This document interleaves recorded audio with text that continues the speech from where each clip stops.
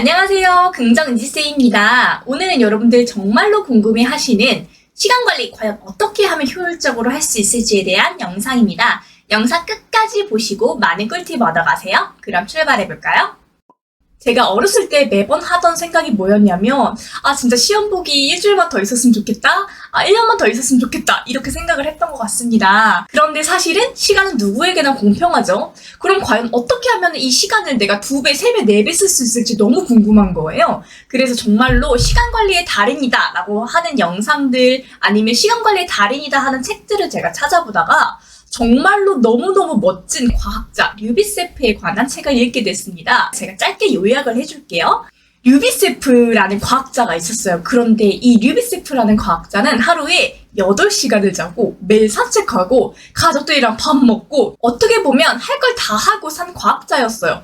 그런데 이렇게 평범한 삶을 살았던 것 같은 과학자가 성취한 업적을 보면요. 진짜 놀라워요. 학술 서적 70권 그리고 연구 논문은 12,500여장이나 썼다라고 합니다. 너무너무 대단하죠? 어떻게 이 사람은 8시간씩 자고 매일매일 운동을 하면서도 이런 업적을 달성할 수 있을까? 이 사람이 쓴 일기장을 통해서 이 비밀이 후대에 밝혀졌어요. 이 사람은 매일매일 자신이 했던 그런 일들을 정말로 구체적으로 디테일하게 적었다라는 겁니다. 예를 들어서 평범한 친구들 같은 경우는 내가 1시부터 2시까지 수학 공부했다 이렇게만 적지만 이 사람은 달랐던 거죠. 예를 들면 1시 8분부터 1시 15분까지 빈칸 문제 2개 이런 식으로 정말로 디테일하게 적었다라는 점입니다. 그리고 하루를 정말로 분 단위로 적어서 나중에 통계를 냈어요. 내가 오늘 하루에 73분은 영어 문제를 몇 문제 풀었고 내가 56분은 무엇을 했고 이런 식으로 하루마다 통계를 내고 그걸 일주일 동안 모아서 일주일에 수학 문제는 몇 문제 풀었고 얼마나 걸렸고 그리고 내가 책은 몇 권을 읽었고 이거를 통계를 냈다라는 점입니다. 하루에도 통계를 냈지만 일주일이나 아니면 한 달 그리고 1년, 10년 이렇게도 통계를 낸 사람이었어요.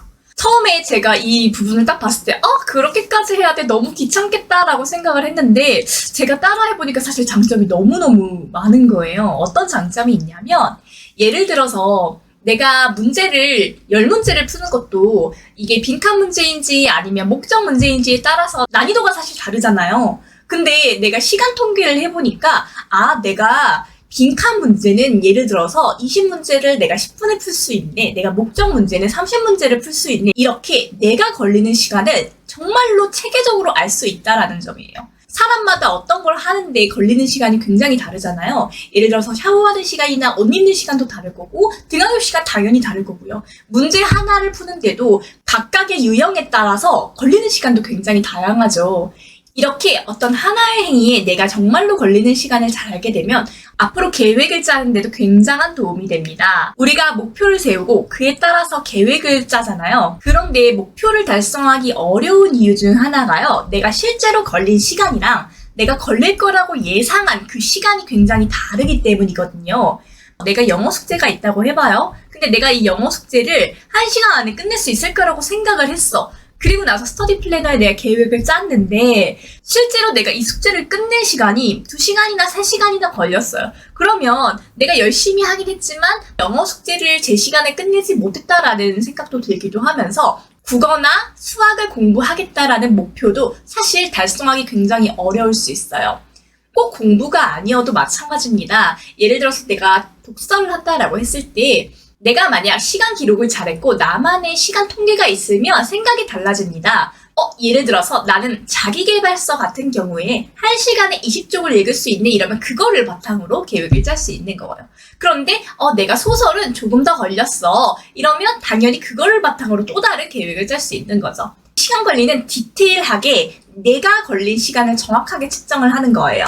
이 영상을 보는 친구들이 중학생이나 고등학생이라면 스터디 플래너가 있을 거예요. 그럼 그 스터디 플래너에 내가 오늘 했던 공부를 문제 유형이나 개수까지 정확하게 적고 그것이 얼마나 걸렸는지까지 정말로 한번 적어보세요.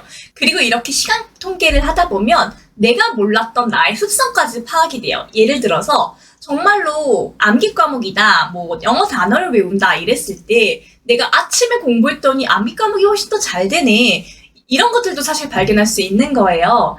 우리한테 시간이 그렇게 많지는 않습니다. 내가 지금 중학생이라 할지라도 수능이란 날짜는 사실 정해져 있고 그 수능이란 날짜는 계속 나에게 다가오고 있는 상황이잖아요. 그리고 그 상황에서 내가 남들보다 성적이 조금 부족하거나 이러면 내가 시간을 2배나 3배로 살 수 있어야겠죠. 특히 공부 습관이 조금 안 잡혀 있거나 공부를 시작한 지 얼마 안 되는 친구일수록 이런 시간 관리가 굉장히 중요합니다. 내가 얼마나 시간을 쓰는지 잘 모르는 상태에서 계획을 세우면 굉장히 이상적인 계획만 세워집니다.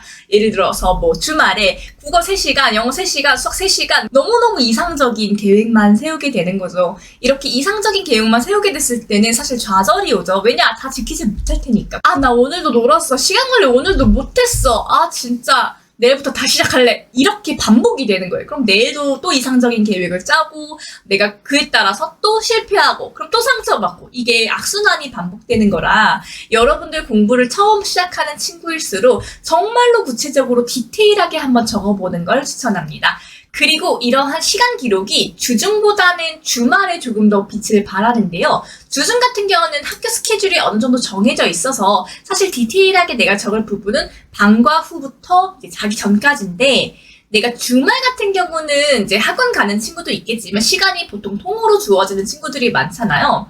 이렇게 시간이 통으로 주어지는 경우 시간이 굉장히 많아 보이기도 하지만 내가 시간 관리를 오히려 똑부러지지 못하게 하는 경우가 더 많은 것 같습니다.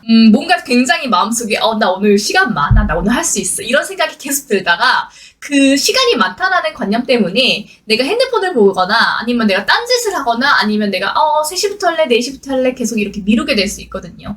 자, 우리가 시간 관리를 제대로 하려면 이 주말 같은 경우는 정말로 내가 10분 단위로 혹은 5분 단위로 아니면 류비세프처럼 정말 1분 단위로 시간 관리를 디테일하게 한번 해보세요. 이렇게 디테일하게 시간 관리를 해보면 다음 주말이 되기 전 금요일에 내가 이번 주말은 이렇게 써야겠다라고 조금씩 나아질 수 있거든요. 그래서 여러분 주말에는 반드시 이렇게 디테일하게 시간 관리를 적어보는 걸 추천합니다. 근데 이제 시간 관리를 적을 때 좀 고민이 있죠. 이게 생각이 잘 안 나요. 그래서 시간 관리를 한꺼번에 적기보다는 좀 나눠서 적는 걸 추천하는데요. 공부할 때 옆에 스터디 플래너를 두고 이렇게 짬짬이 적는 방식도 있고 그것이 너무 어렵다면 3시간 간격으로 아침 그리고 점심 먹고 나서 그리고 한 3, 4시쯤 한번 7시에 한번 좀 쪼개서 시간을 기록해 보세요. 그것도 너무 어렵다면 우리가 항상 들고 다니는 핸드폰 있죠? 핸드폰에 내가 몇 시부터 몇 시까지는 무엇을 했다라고 시간을 기록하는 어플이 많습니다. 그런 어플의 도움을 받아도 좋습니다.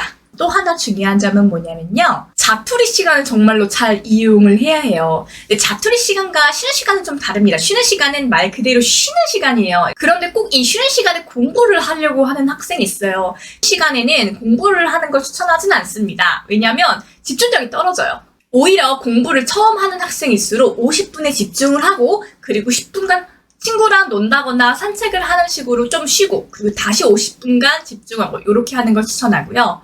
자투리 시간은요, 내가 학교에 가는 시간, 학교에서 오는 시간, 옷 갈아입는 시간, 요렇게 내가 어떤 행위를 하고 있을 때도 나는 시간을 이야기를 해요. 그럼 이런 자투리 시간에도 공부를 할 수 있느냐? 이렇게 물어보신다면 저는 듣기를 하기에 가장 최적의 공부 시간이라고 생각합니다. 제가 이럴 때 할 수 있는 듣기 공부법을 따로 영상으로 올렸으니까 그것도 반드시 확인해보세요. 시간을 2배, 3배, 4배로 쓰는 법을 알려드렸습니다. 더 자세한 사항이 알고 싶다. 그럼 제가 쓴 영어 3등급 벽을 뛰어넘는 아웃풋 공부법도 참고해보세요. 긍정일쌤 좋아요와 구독, 알림 설정 눌러주세요. 바이바이!